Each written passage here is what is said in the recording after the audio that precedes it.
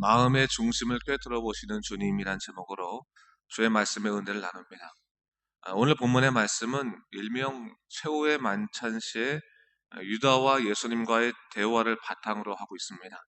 물론 이때 다른 제자들도 있었습니다. 그러나 우리가 언제나 알아야 할 것은 주님과의 관계는 언제나 주님과 나와의 1대1 관계라는 것을 잊지 말아야 되는 거예요. 우리의 머리털을 다 세신 바 되신 그 주님께서는 우리의 모든 삶을 속속들이 꿰뚫고 계시기 때문에 주님께 내가 속일 것도 없는 것이고, 그러니 주님과 대화하는 나는 언제나 주님과 단독적인 관계에 있다, 1대1의 관계가 있다는 것을 절대로 잊지 말아야 됩니다. 그러게 주님과의 만남 속에서 우리가 할 수 있는 첫 번째 일이라고 하는 것은 뭐겠습니까? 첫 번째는 바로 자복하는 거죠. 우리의 죄를 회개하고 주님께 드리는 거죠. 사람들과의 관계도 마찬가지 아니겠습니까? 내가 어떤 사람에게 큰 잘못을 했고 그 사람이 그 사실을 모두 알고 있다면 다시 그 사람과 진정한 교제를 나누고 싶어요. 그러면 어떡합니까? 첫 번째로는 내가 옛날에 뭘 잘못했다, 이 사과를 해야 될 거 아니겠습니까? 사과 없이 참된 교제가 다시금 재개되지 않듯이, 하나님과의 진정한 영적 교제를 위해서 필요한 건 뭡니까? 죄인된 우리가 죄를 자복하는 것이 우선적이다라는 것을 잊지 말아야 됩니다. 오늘 본문을 보면 마지막 만찬 때 주님께서 자신의 순환을 제자들에게 밝히 알리시는 것을 볼 수 있는데요. 그러면서 그들에게 아주 충격적인 소식을 하나 전하고 계십니다. 21절에서 뭐라고 말씀하십니까? 내가 진실로 너에게 이르노니 너희 중에 한 사람이 나를 팔리라 말씀하시는 거예요. 주님을 위해서 목숨까지도 버려야 될 제자들 가운데에서 자신을 팔 사람이 나온다라는 것을 말씀하신 거죠. 아마 제자들이 이 얘기를 들었을 때 얼마나 고통스럽겠습니까? 설마 그런 일이 있을 수 있을까? 나는 아니지, 이렇게 생각했을 거죠. 근데 그것이 사실이고 현실이었다는 겁니다. 3년간 동고동락했던 영적인 공동체 가운데서도 알곡과 쪽쟁이가 동시에 나온다는 것. 이 주님의 이 공동체에서도. 여러분, 오늘 이 말씀은 우리에게도 아주 중요한 하나의 통찰력을 준다는 것을 잊지 말아야 되는 거예요.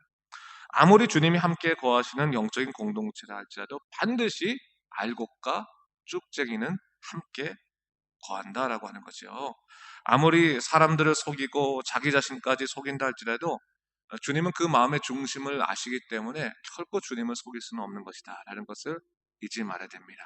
그렇다면 이런 생각을 해볼 수 있을 거예요. 그렇다면 주님께서는 왜 쭉정이를 바로 제거하지 않으시고 그냥 그 공동체에 내버려 두셨을까? 그런 거죠. 성경에서는요, 주님이 오실 때까지 알곡과 쭉정이는 그냥 두신다 그랬잖아요. 그래서 심판 때 하나님께서 다 나누시겠다라고 말씀하시는데 왜 그럴까? 거기에는 두 가지 이유를 생각해 볼 수 있습니다. 첫 번째는 알곡이 더 알곡되게 하기 위해서 그대로 두는 거죠. 항상 쭉정이들은 알곡으로 하여금 더욱더 주님을 바라보게 하고 주님을 붙잡게 하고 기도하게 하고 주님을 앙망하게 하고 그런 역할을 한다는 거예요. 그래서 알곡이 더 알곡되게 하기 위해서 쭉정이를 두시는 거고, 또 한 가지 이유는 뭡니까? 쭉정이라 할지라도 회개할 기회를 통해서 구원받게 하시기 위해서 마지막까지 은총의 기회를 허락하신다는 거예요. 주님이 참으시는 하나님이시잖아요. 그렇죠? 얼마나 우리에게 주시는 은혜가 큽니까? 비록 내가 지금은 쭉정이처럼 산다 할지라도 하나님이 성령이 함께 하심을 말미암아 회개해서 주님께 돌아올 수 있는 기회를 주시기 위해서 끝까지 참고 기다리신다는 거죠. 그렇기 때문에 여러분, 우리가 항상 그렇기 때문에 우리 자신을 나는 알곡이다, 나는 쭉정이다 이렇게 생각할 거 없이 매 순간 우리가 어떻게 주님의 뜻 가운데서 은총 가운데 살 것인가를 항상 잊지 말아야 되는 것이죠. 교회 공동체 안에서도요, 세상 사람들보다 더한 사람이 있을 수 있습니다. 또 믿음과 전혀 상관없이 보이는 사람이 있을 수도 있습니다. 아니, 사람들 눈에는 아주 신실한 것처럼 보일지라도 하나님을 속이고 자기 영광을 위해 살아가는 사람이 있을 수도 있습니다. 그런데 주님께서는 뭐예요? 다 그런 자들을 참고 기다리신다는 거예요. 왜? 사랑으로 참고 기다리심으로 모두가 다 구원받길 원하시는 것이 주님의 마음이시기 때문에 그런 거죠. 오늘 본문에서도 그런 의미에서 주님께서 가룟 유다에게 마지막까지 기회를 주시는지도 모르겠습니다. 그런데 가룟 유다는 주님을 속이지 못할지라도 사람들을 속일 수는 있다고 생각하는지 끝까지 돌이키지 않는 것을 볼 수가 있어요. 자, 오늘 본문에서 주님은 제자들과 유월절을 지키고 계시는데 마지막으로 사랑의 만찬을 향하고 계시죠. 식사 중에 말씀하십니다. 아까 21절 말씀에서 뭐라고 말해요? 너희 중에 한 사람이 나를 팔 것이다 라고 말씀해 주셨어요. 이 말씀은 아주 충격적인 선포였습니다. 정말 참 형제들보다도 서로 섬겼던 제자들 가운데서 배반자가 나온다는 것이 아주 큰 그 혼란의 이야기였죠. 그래서 22절에 보니까 뭐라고 말합니까? 그들이 몹시 근심했다. 이게 볼 수 있어요. 이 말하고 있는 것을 볼 수 있습니다. 혼란 상태에 빠져든 거죠. 그들은 주님께 묻습니다. 주님, 저는 아니죠? 저는 아니죠? 이렇게 계속 묻는 거예요. 그때 주님께서 계속해서 말씀하시죠. 23절에서 뭐라고 말합니까? 나와 함께 그릇에 손을 넣는 그가 나를 팔 것이다 라고 말씀해 주셨어요. 이 말은 뭐 예언적인 말씀이라기보다는 그러니까 뭐 주님이 손을 넣을 때 뭐 가론자 같이 손을 넣어가지고 하는 이게 영어에서는 꼭 그러잖아요.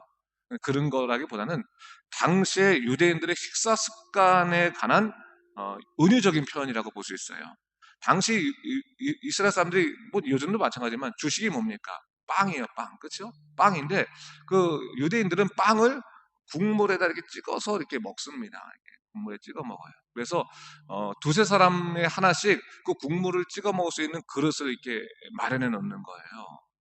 그렇다면 그 한 그릇에 손을 넣어가지고 같이 국물을 찍어 먹는 사람은 가까이 있을 수밖에 없는 거 아니겠습니까? 가까이 있을 수밖에 없는 거 아니겠습니까? 그러니까 주님은 뭘 말씀하냐면 그처럼 나랑 가까이 있었던 사람, 나와 더불어 있었던 사람, 내가 믿을 만한 그 사람이 나를 팔 것이다라는 것을 얘기하시는 거예요.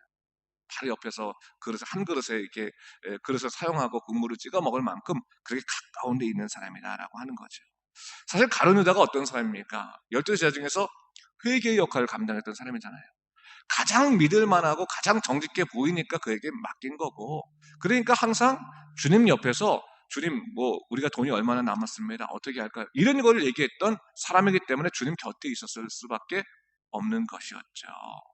그런데 여러분 예수님뿐만 아니라 제자들에게도 신뢰받았던 그가 또 매순간 의인처럼 얘기했지 않습니까? 누구야? 베다니 마리아가 또 300데나리 되는 그 향유를 부을 때는 어떻게 해요?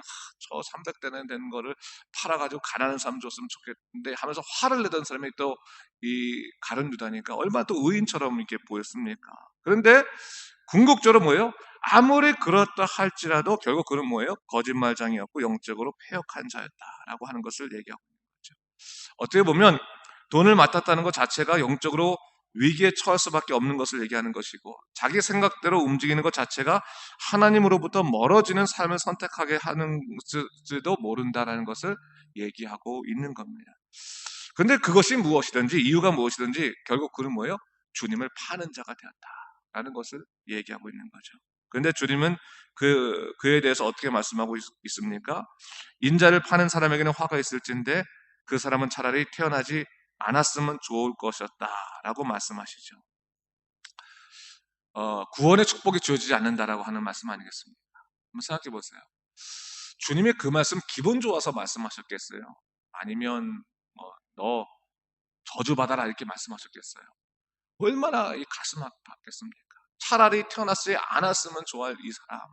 정말 나하고 3년간이나 동고동락 하던 내 제자 중에 하나, 이 사랑하는 제자가 결국 사단의 게임에 빠져가지고 죽음의 길까지 갈 수밖에 없는 그러한 위기에 처했을 때 주님이 얼마나 가슴 아팠겠어요. 이 말씀하실 때 아마 주님께서는 저는 그런 생각이 들어요. 마지막까지도 가룟 유다야 회개해라. 지금이라도 내려놓고 정말 하나님의 뜻대로 살아라. 이런 마음으로 말씀하지 않았겠습니까? 근데 25절 말씀에서 유다의 반응이 어떻습니까? 25절 제가 한번 읽어볼게요. 보세요, 여러분. 예수를 파는 유다가 대답하여 이르되 랍비여 나는 아니지요. 대답하시되 네가 말하였도다 하시니라.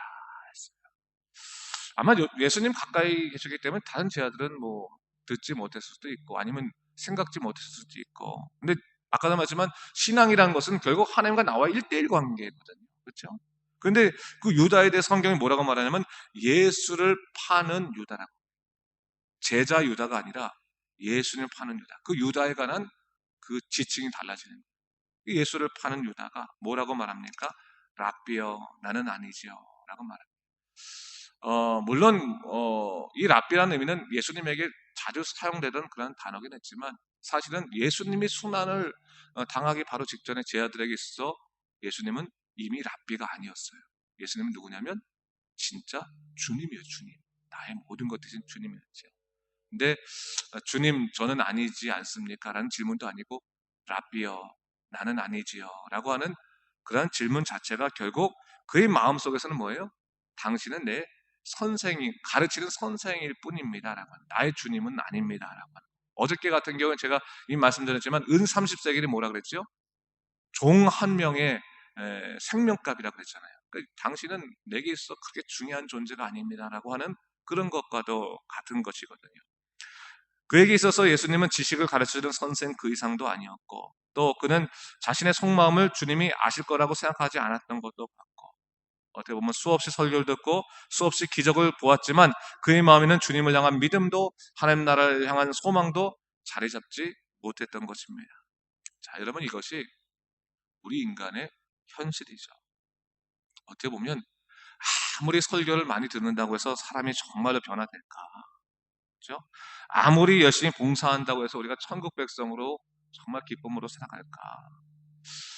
그렇지 않을 수 있다는 거예요. 사실은 말씀을 사모하고 기쁜 마음으로 주님께 충성하게 되는 것은 어떻게 보면 예수 그리스도를 인격적으로 만나고 주님께서 나의 죄 문제를 해결하시는 그 놀라신 은총으로 인해서 우리에게 시작되는 새로운 삶의 하나의 열매라고 볼 수 있는 거예요. 그냥 내가 노력한다고 하는 것보다는 주님과 깊은 영적인 관계 속에 들어가면 자연스럽게 말씀을 사모하게 되고, 정말 봉사에도 기쁜 마음으로 봉사하게 되고 삶이 바뀌어지게 되고 그러지 않습니까? 여러분 신앙생활 깊어질수록 세상과 멀어질 수밖에 없는 것이고 삶이 바뀔 수밖에 없는 거. 옛날에 추구했던 세상적 희락들이 내게 별로 소중해 보이지 않고 나는 주님만이 소중해지는 거로 바뀌어질 수밖에 없잖아요. 그렇죠? 그게 바로 열매라, 열매. 그것을 얘기하고 있는 거거든요.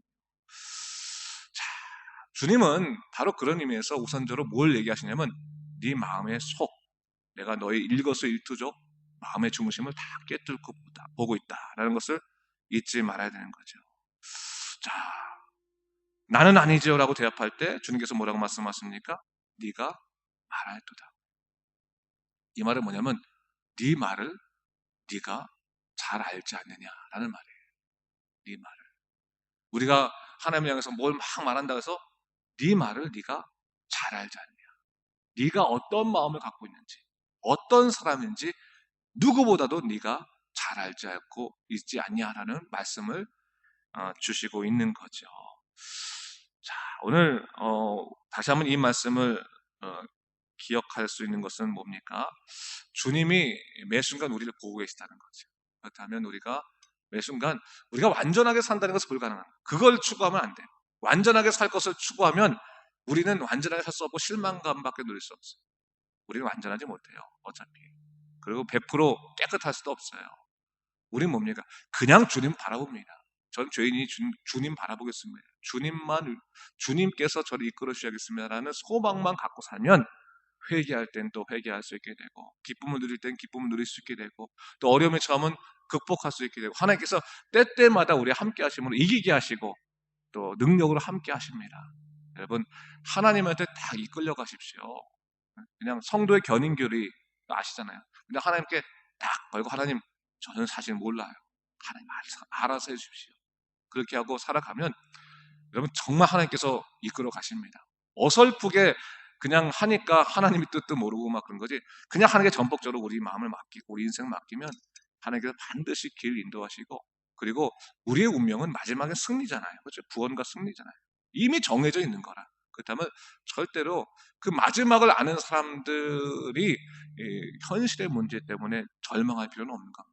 여러분 항상 하나님의 능력 가운데서 믿음으로 살아가는 여러분 되시기를 주님의 이름으로 축원합니다.